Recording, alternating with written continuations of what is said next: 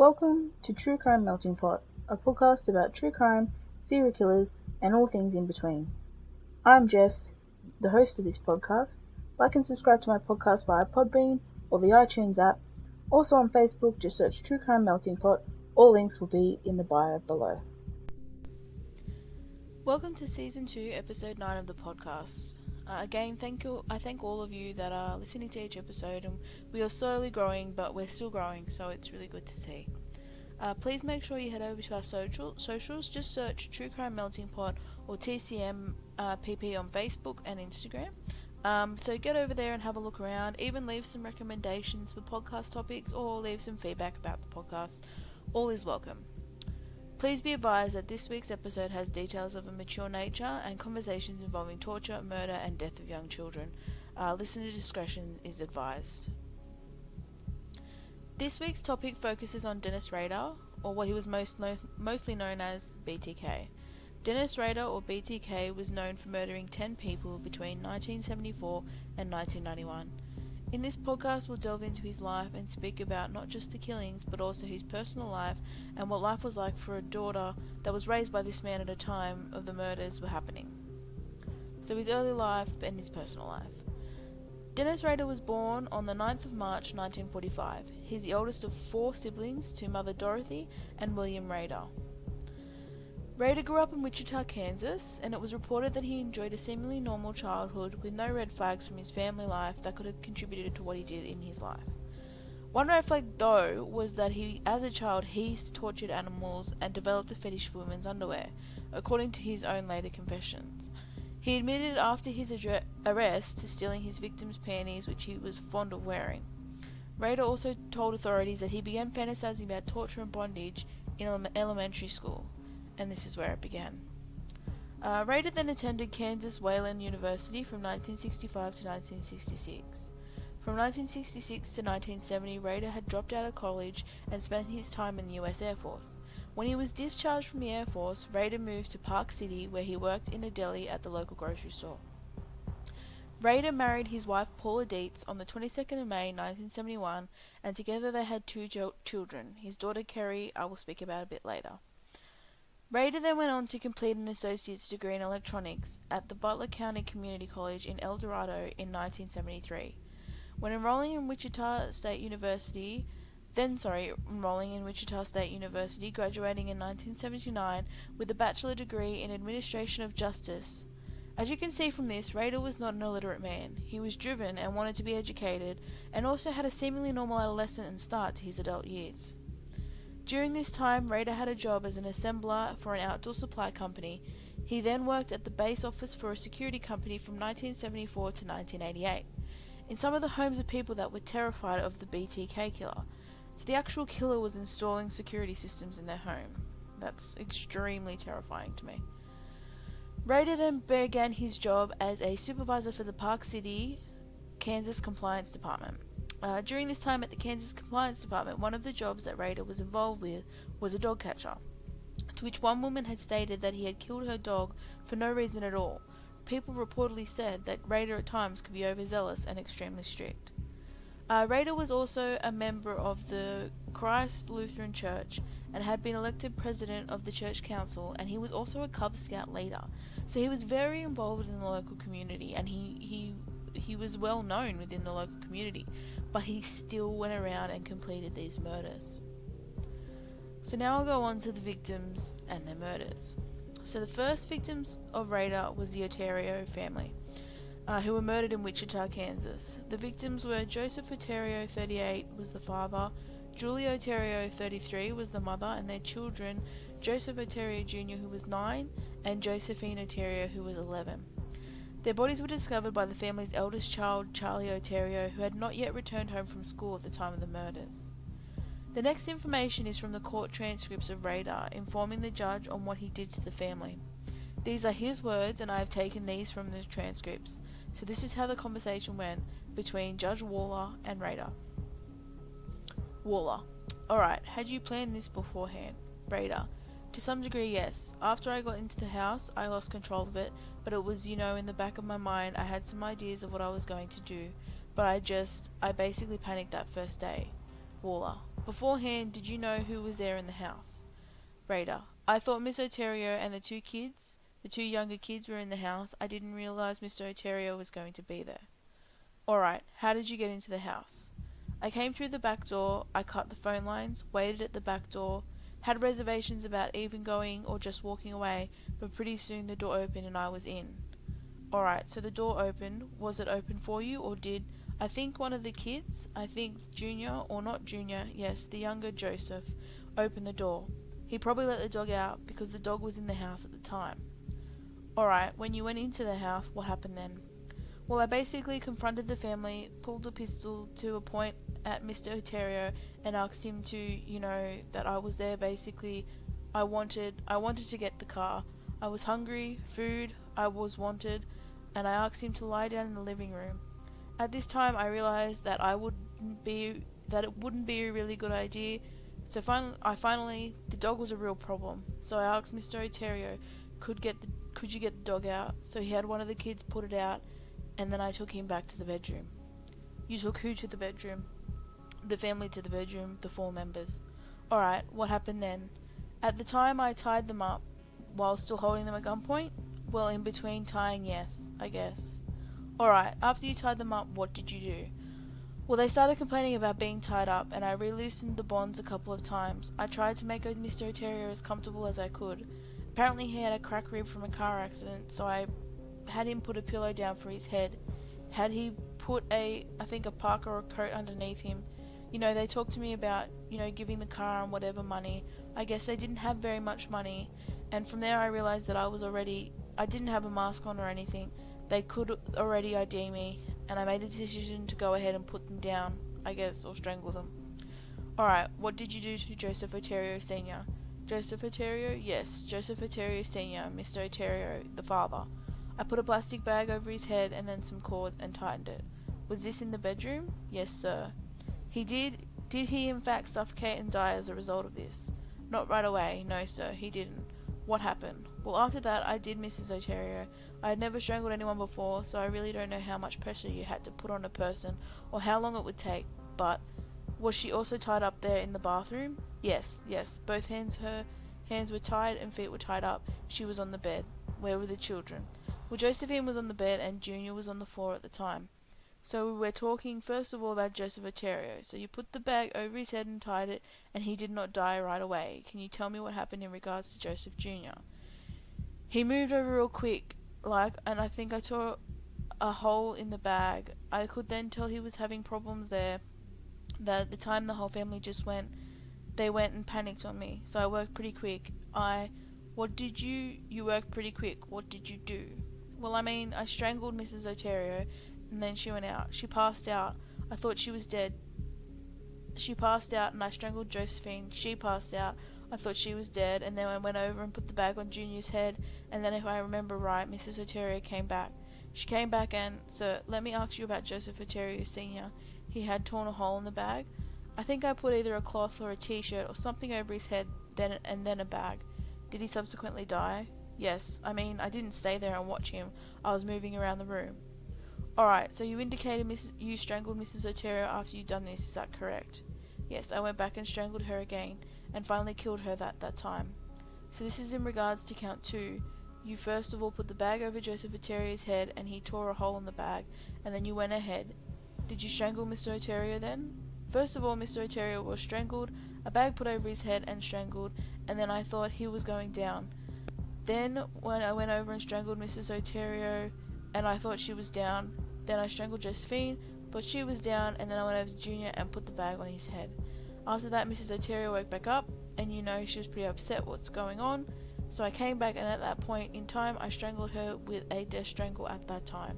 With your hands, or what? No, with a cork, with a rope, and then I think at that point in time, I redid Mr. Oterio, put the bag over his head, went over, and then, before that, she asked me to save her son, so I actually had taken the bag off, and then I was really upset at that point in time, so basically Mr. Oterio was down, Mrs. Oterio was down, I went ahead and took Junior, I put another bag over his head, and took him to the other bedroom at that time.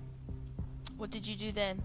I put a bag over his head, and put a cloth over his head, a t-shirt, and a bag, so he couldn't tear a hole in it, and subsequently died from that. I then went back and Josephine had woken back up. What did you do then? I took her to the basement and eventually hung her. You hung her in the basement? Yes, sir. Did you do anything else at that time? Yes, I had some sexual fantasies that was after she was hung. Alright, what did you do then? I went through the house, kind of cleaned it up. It's called the right hand rule. You go from room to room. I picked everything up.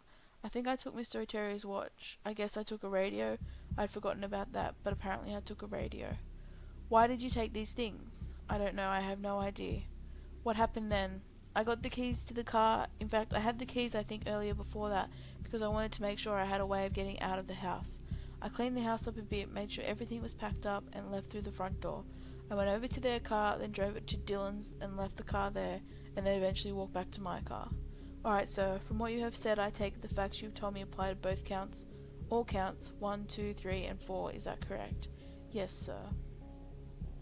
After this murder, Rader wrote a letter that had been stashed inside an engineering book in the Wichita Public Library in October 1974 that detailed the killing of the Oterio family in January of that year. The next victim of the BTK killer was Catherine Bright. Catherine Bright was 21. On April 4, 1974, Rader, waiting in the apartment of Bright for her to return home. Once home, Rader stabbed and strangled her. Again, here are the words of the BTK killer from the court transcripts to better describe what happened in this murder. Waller: what did you do here in Sedgwick County? Pardon? What did you do here in Sedgwick County? On this particular day? Yes. I broke into the house and waited for her to come home. How did you break into the house? Through the back door on the east side. Alright, and you waited for her to come home? Where did you wait? In the house, probably close to the bedroom. I walked into the house and kind of figured out where I would be if they came through. Alright, what happened then? She and Kevin Bright came in. I wasn't expecting him to be there, and to find out I guess they were related. At the time I approached them, I told them I was wanted in California, needed some car, basically the same thing that I told the Alterios, kind of eased them to make them feel better, and proceeded. I think I had tied him up first, and then I tied her up first, and then I tied him up, or vice versa, I don't remember right now. Let me ask you, you indicated that you had some items to tie these people with. Did you bring these items to both the Oterios and to this location? The Oterios I did. I'm not really sure on the Brights. There was someone working with the police. There was some controversy on that. Probably more likely I did. But if I had brought my stuff and used my stuff, Kevin would probably be dead today. I'm not bragging on that. It's just a matter of fact. The bonds I tied him with, he broke them, and maybe the same way with Catherine. It got out of hand. Alright, now you indicated that you believe that Kevin tied Catherine up. Tell me what happened then.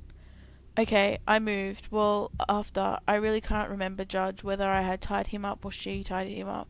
Anyway, I moved. Basically, I moved her to another bedroom, and he was already secure there by the bed. I tied his feet to the bedpost so he couldn't run.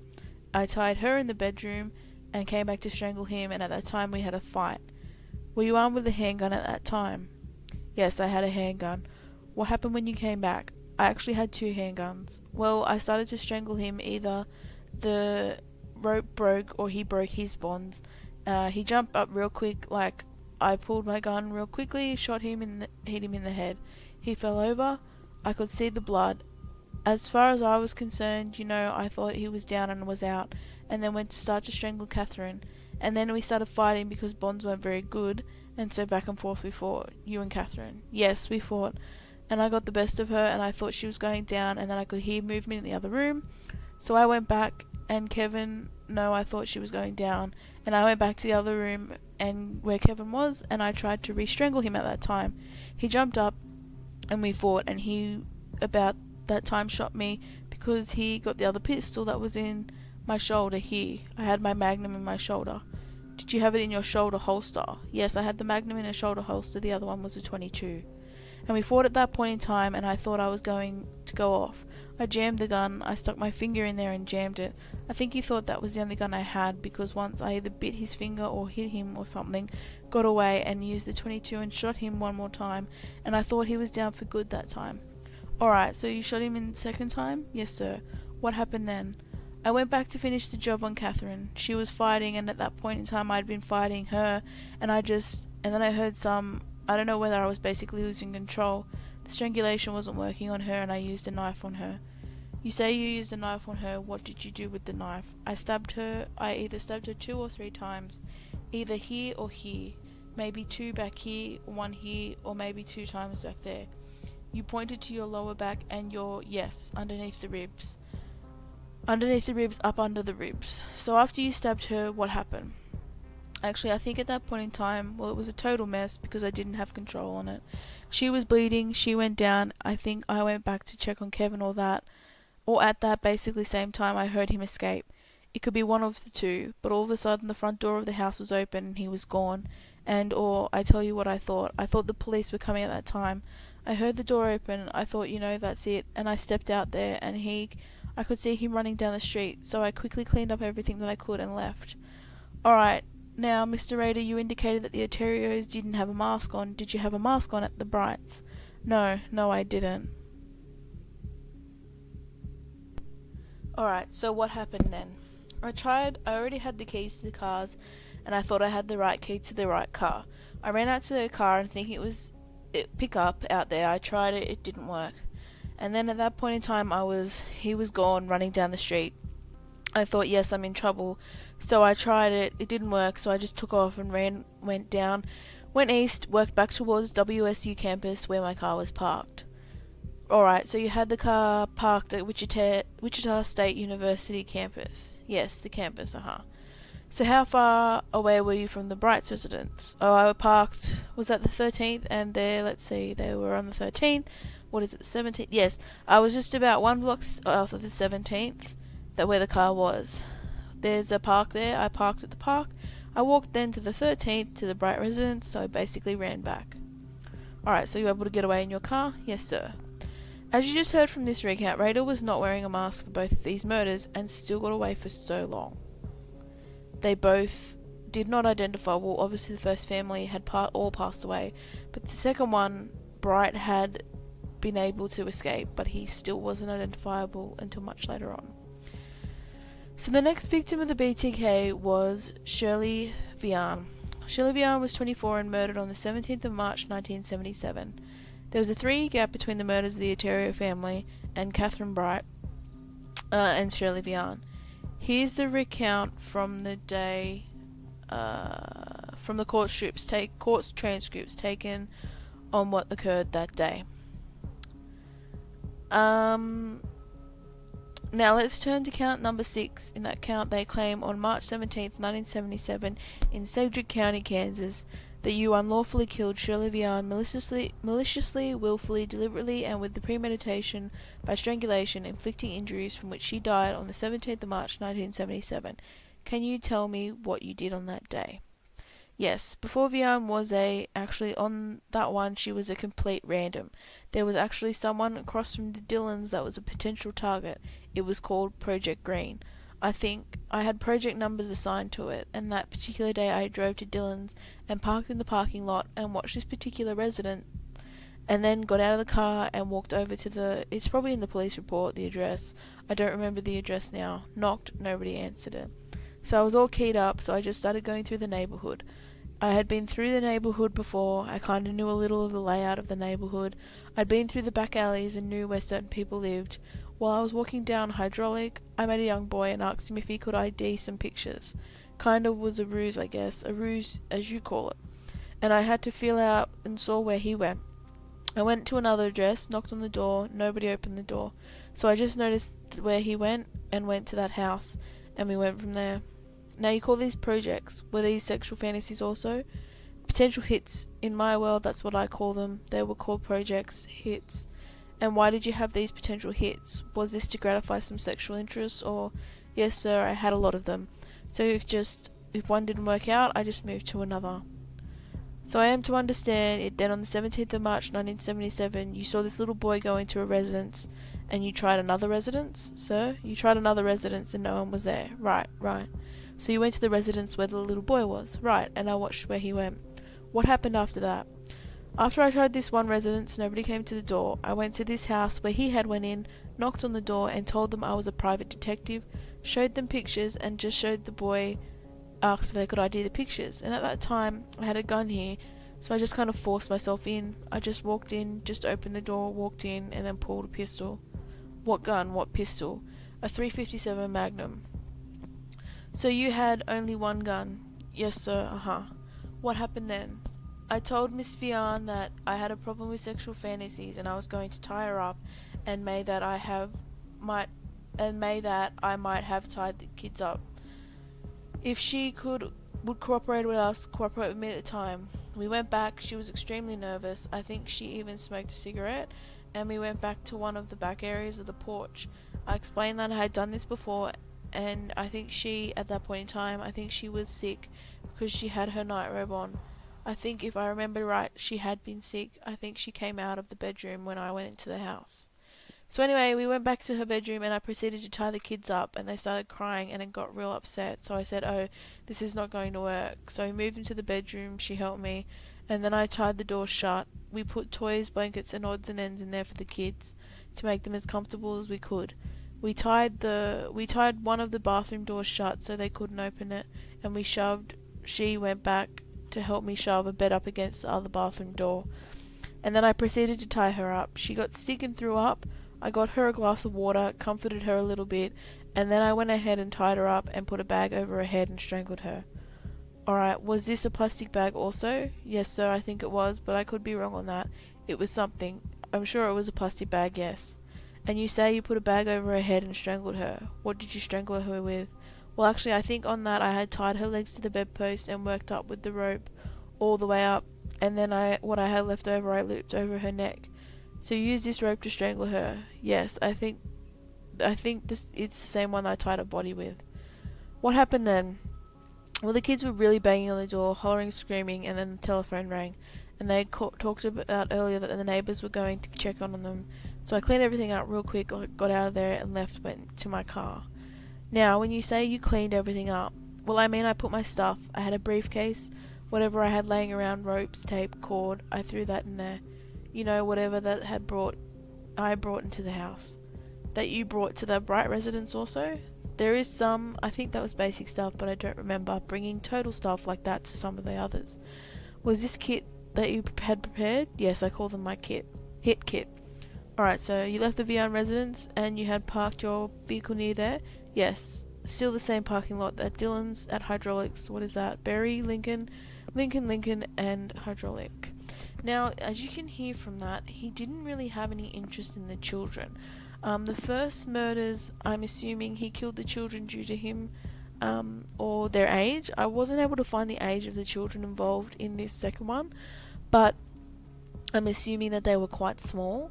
But he wasn't attracted to killing the children, which was weird, and he was comforting in the way in which he went about his murders. He weren't extremely brutal in a sense. Understandably, he strangled them, but I don't know. He's not the usual MO of a severe serial killer. So the next victim of the BTK was Nancy Fox. Fox was a 25-year-old woman, and she died from being strangled by Rader. There were no implements used with this murder, just his bare hands, and after this murder, Rader then called the police from the home and stated he wanted to report the homicide. I'm just going to go through the recount. I'm not going to directly read it out, so I'm just going to read the parts where Rader explains what he did. So when he was stalking her in a sense, and he was finding out like who she was, where she lived, what her name was, finding out where she worked, and then he was he just selected a particular night to try and work it out, and then that was the night. So Rader states, about 2-3 blocks away, I parked my car, walked to the residence, knocked at the door to make sure, see if anybody was there, because he knew when she would arrive home at the particular time from work. Nobody answered the door, so I ran around to the back of the house, cut the phone lines. I could tell that there wasn't anybody in the north apartment. I broke in and waited for her to come home. So when she did arrive home, he confronted her and told her that he had a problem, a sexual problem. He had had to tie her up and have sex with her. She was upset. They talked for a while and she smoked a cigarette. While they smoked, he went through her purse, identifying some stuff, and she finally said, well, let's get this over with so that I can go call the police. And I said, okay. And she said, can I go to the bathroom? And I said, yes. She went to the bathroom and came, and I told her that when she came out to make sure that she was undressed. When she came out, I handcuffed her. After he handcuffed her, he laid her on the bed, tied her feet, and also undressed her to a certain degree. He got on top of her, reached over, took her either by her feet that were not tied, but anyway, I took a belt, strangled her with the belt at the time. Right, after you strangle her, what happened? He strangled her, took the belt off, retied with the pantyhose real tight, removed the handcuffs and tied those with the pantyhose. When the judge asked, had you had sexual relations with her, he said, no, no, no, I told her I was, but I did not. So you masturbated, then what did you do? So he wasn't sexually penetrating the women, he was masturbating to the scene, I guess. After this, he said he got dressed, took some of her personal items, cleaned up the house, and went through to check everything. So that was Nancy Fox. The next murder was Maureen Hedge. Maureen Hedge was aged 53 and she was found on the 5th of May 1985. Rader had killed her on April 27, 1985 and took her dead body to the church took her body to the church, his church, where he was the president of the church, and took took photos of her in bondage positions. Rader had previously stored black plastic sheets and other materials at the church into anticipation for the murder, and then later dumped the body in the remote ditch, and he called his plan Project Cookie. Again, I have the excerpt from the court transcripts that details of it. This is just a small part of it, so I'm not going to read the whole thing. So bits of it were she was chosen as part of his projects. He went through different phases, the stalking phase, and she was living close to him at the time. So he changed his clothes and got into a taxi and had a taxi take him out to Park City where he had his kit with him. And then he pretended to be a little drunk and washed around some beer in his mouth. So then he went to the home of Maureen Hedge, as well as, so he had the sexual fantasies and things as that as well. He snuck into the house like a cat burglar, and after checking the house, she wasn't there, so that time the door rattled. So I went back to one of the bedrooms and hid. She came in with a male visitor. They were there for maybe an hour or so. He left and I waited until the wee hours of the morning, pretended to sneak into her bedroom and flip the lights on real quick. I didn't want her to flip the lights on. She screamed and I jumped onto the bed and strangled her manually. Were you wearing any mask or disguise at this time? He stated no. And she lived... So the judge asked that she lived down the street from you. Did she know you? Rader said that he walked by and waved, and she worked in a yard, but that was it. And then he goes on to explain what had happened in the bedroom. And he strangled her manually after she began to scream. And the judge asks, what did he do after that? So after that, since I was in the sexual fantasy, I went ahead and stripped her. I probably went ahead and I'm not sure if I tied her up at the time, but anyway, she was nude. I put her blanket on. I went through her purse, some personal items, figured out how I was going to get her out of there. Eventually, I moved her to the trunk of the car. I took the car over to the church, where this was the older church, and took some pictures of her using a Polaroid camera. She was already dead, so I took pictures of her in different forms of bondage, and that was probably what got me in trouble, was the bondage thing. So anyway, that's probably the main thing, but anyway, after that I moved her back out of the car, and then we went east on 53rd, and this was where he progressed to bury, or to dump her body, I guess. And that was her murder. So this murder was weird. His way of murdering was weird. He's just an odd person, an odd man. He had a severe problem, and that was the only way, I guess, he fulfilled his fantasies, was completing the murders these ways. So the second last victim of the BTK was a 28-year-old woman. BTK had killed her with a nylon stocking. The following again is the court transcripts.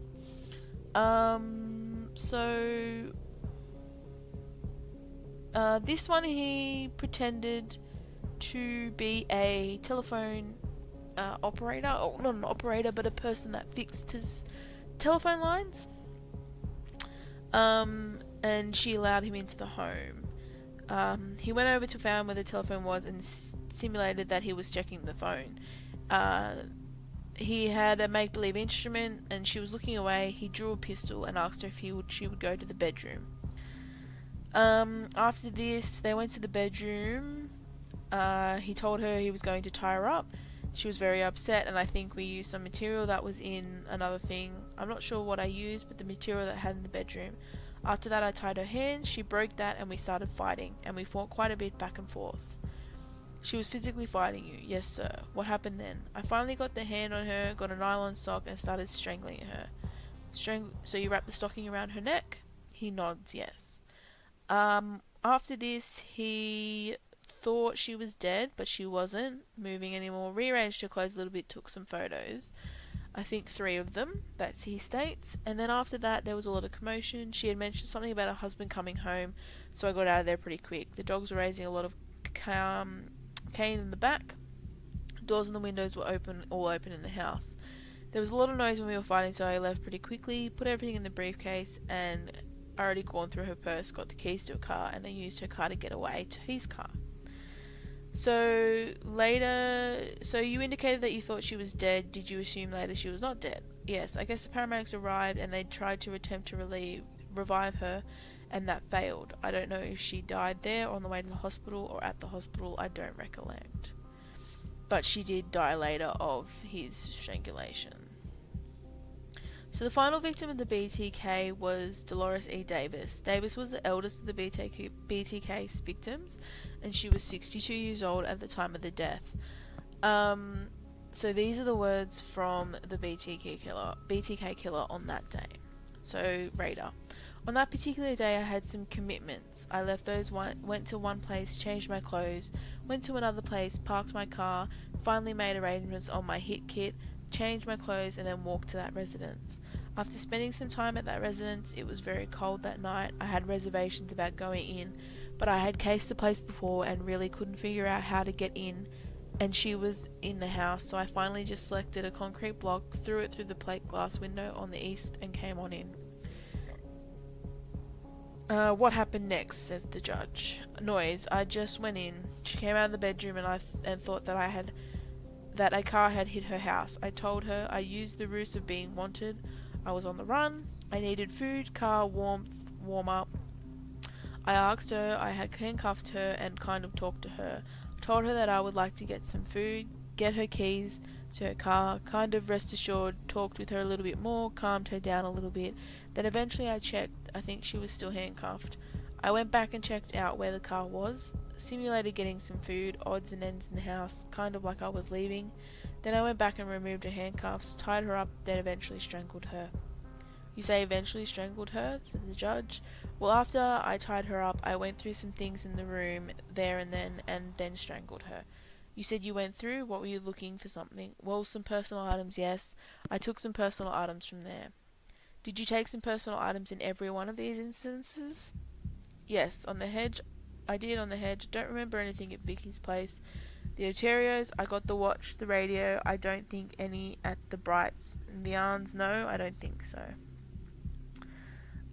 He strangled her with the pantyhose, he states. Kind of like Mrs. Hedge already figured out my plan. I put her in a blanket and drug her to the car. I put her in the trunk of the car.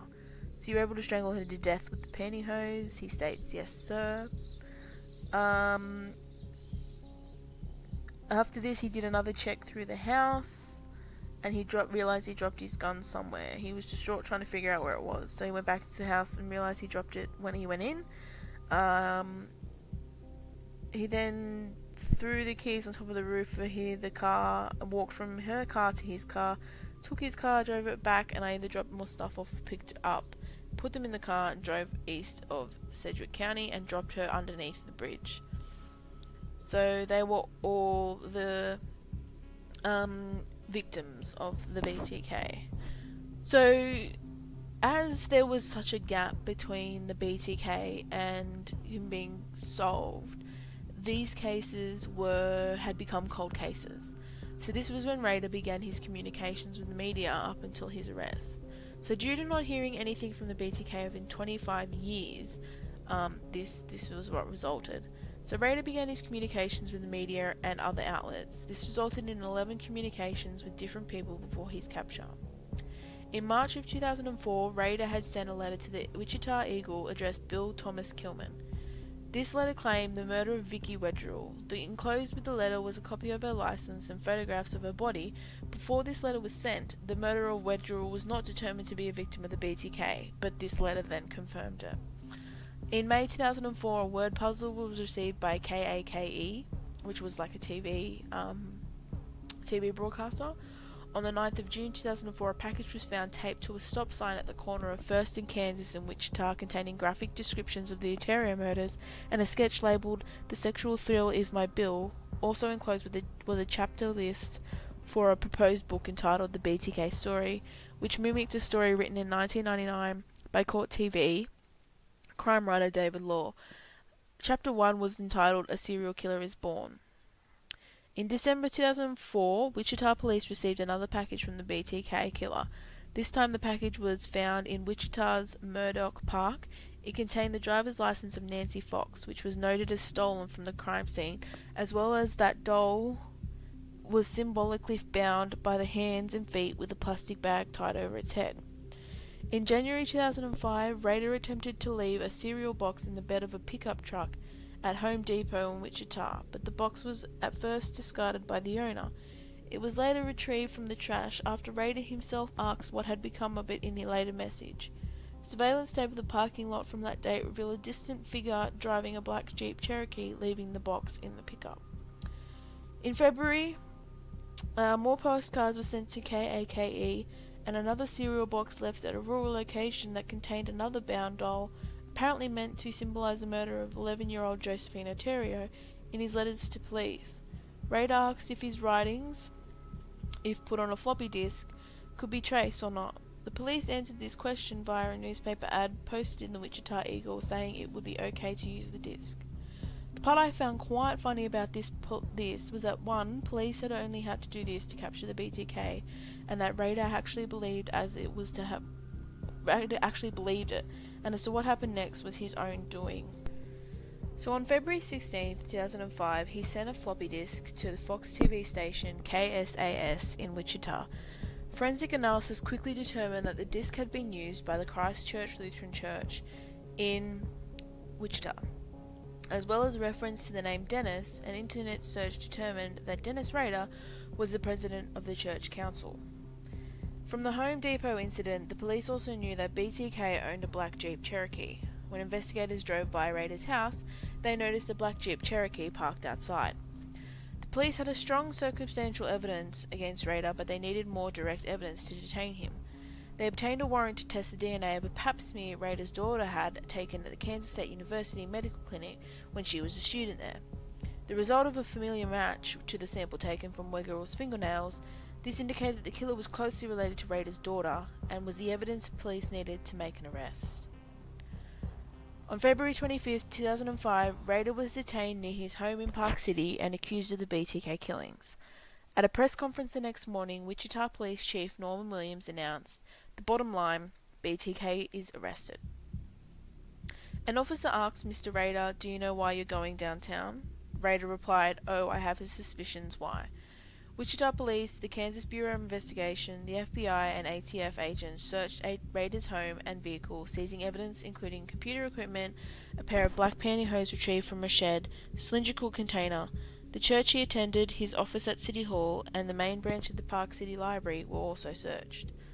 After his arrest, Rader talked to the police for several hours. He stated he chose to resurface in 2004 for various reasons, including David Law's feature story on the case and the release of the book Nightmare in Wichita: The Hunt for the BTK Strangler by Robert Beatty. He wanted the opportunity to tell his story his own way, and he also said he was bored because his children had grown up and he had more time on his hands. What a horrific reason to commit these murders. Like, I just don't understand how he thought that was a good idea. He was a sick, sick man. On the 28th of February 2005, Rader was charged with 10 counts of first-degree murder. On March 1st, Rader's bail was set at US $10 million, and a public defender was appointed to represent him. On the 3rd of May, the judge entered not guilty pleas on Rader's behalf, as Rader did not speak at his arraignment.